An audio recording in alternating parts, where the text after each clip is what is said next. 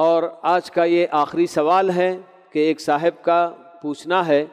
کہ کیا حج اور عمرہ جاتے وقت سب کے پاس ملاقات کر کے جانا ضروری ہے؟ میں یہ عبادت اللہ کے لیے کرتا ہوں، مجھے سب کو معلوم کرانا پسند نہیں ہے۔ لوگ کہتے ہیں کہ سب کے پاس مل کر بڑوں کی دعا لینا چاہیے۔ جی نہیں میرے بھائی، خاص کر جیسا کہ آپ کا اپنا خیال ہے کہ میں حج یا عمرہ جیسی عبادت ادا کرنے کے لیے جا رہا ہوں، ڈھنڈورا پیٹے بغیر، لوگوں کو علم میں لائے بغیر، میں بالکل اللہ تعالیٰ کے لیے یہ عبادت کرنے کے لیے جا رہا ہوں، تو میں کسی کو بتائے بغیر بھی چلا گیا تو کوئی حرج کی بات نہیں ہے۔ لوگوں کو بتانا، سب سے ملنا جلنا، یہ کوئی ضروری نہیں ہے بالکل بھی۔ اگر آدمی اس کے اندر ریاکاری کا خوف محسوس کرتا ہے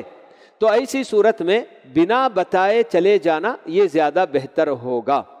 لیکن چونکہ ایک لمبی مسافت طے کرنے کے لیے جاتے ہیں، اور خاص کر یہ بات بھی مد نظر ہوتی ہے کہ آپ جب اور لوگوں کو اس کی خبر دیں گے تو ہو سکتا ہے کہ وہ آپ سے دعا کی درخواست کریں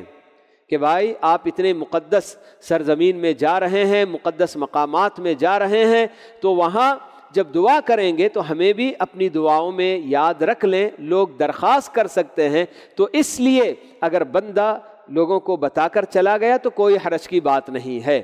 باقی ہمارے اپنے پاس جس طرح کے رسم و رواج ہیں کہ حج پر جانے والے کو دعوتیں کھلانا، پھول کا ہار پہنانا، یہ کرنا وہ کرنا، تو یہ سب لوگوں کی بنائی ہوئی باتیں ہیں، اور ان سب کا شریعت سے اور دین سے بالکل بھی کوئی تعلق نہیں ہے۔